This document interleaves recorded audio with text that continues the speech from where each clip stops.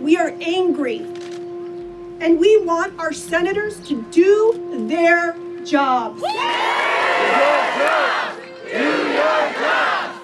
Do your job! Do your job! We're at a press conference outside the Senate here in Washington, and it's been less than 48 hours since the shooting in Uvalde, Texas. We're going to be hearing from Democratic lawmakers soon, but they're leaving to go on a recess for more than a week later today. So shame on the people who watched my friends and classmates die at Marjory Stoneman Douglas and continued not to act. Shame on the lawmakers who promised to protect us and now have tighter connections to the gun lobby than ever before. The Senate is supposed to go on recess for the long weekend here. Do you think they should be leaving town right now? No, I think that they need to stay here, figure out how they can solve this, because if we continue to wait, more and more shootings are going to happen, more and more Americans are going to die. We are not prepared to allow our schools to continue as killing fields. There were chants from some of the people here saying, "Do your job, stay."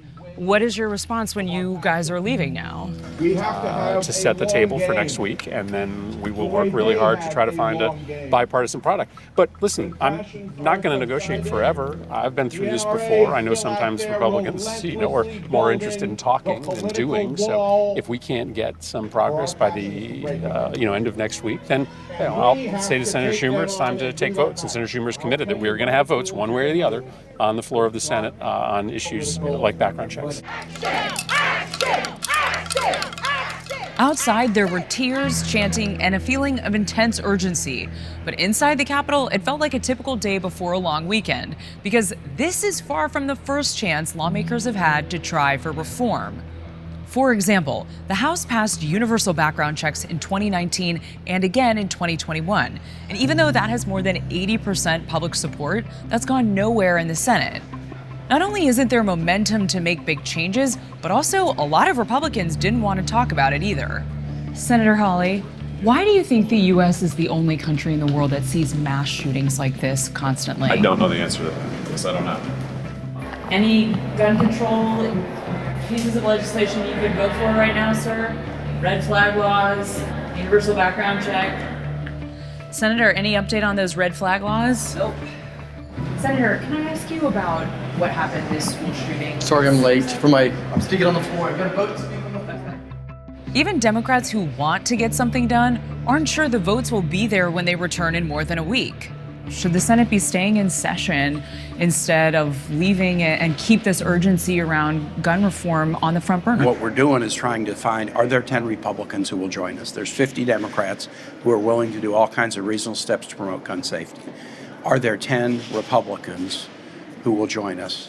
And we're having those discussions. It's not necessarily the question of whether there's a recess or not, because you can talk to somebody directly on the phone or on a Zoom or in person and say, hey, could you join? What could you join us with? And so those discussions are ongoing and very, very serious. Thus far, it's hard to see how we would get more than 4 or 5, but we're going to continue the discussions. Okay? Senator Cassidy, are there any of these gun safety measures, legislation, that are coming up that you would support? I haven't seen them yet. We have 2 things from the House, which I'm told Schumer is not bringing up. What about raising the purchasing age for a firearm in this country to 21 years old? I know you're a doctor. Do you think that perhaps maybe 21 is a more mature age to own a gun? There's a little bit of an irony. The soldiers protecting us in you pick the country. Some desert in Iraq are 18 years old.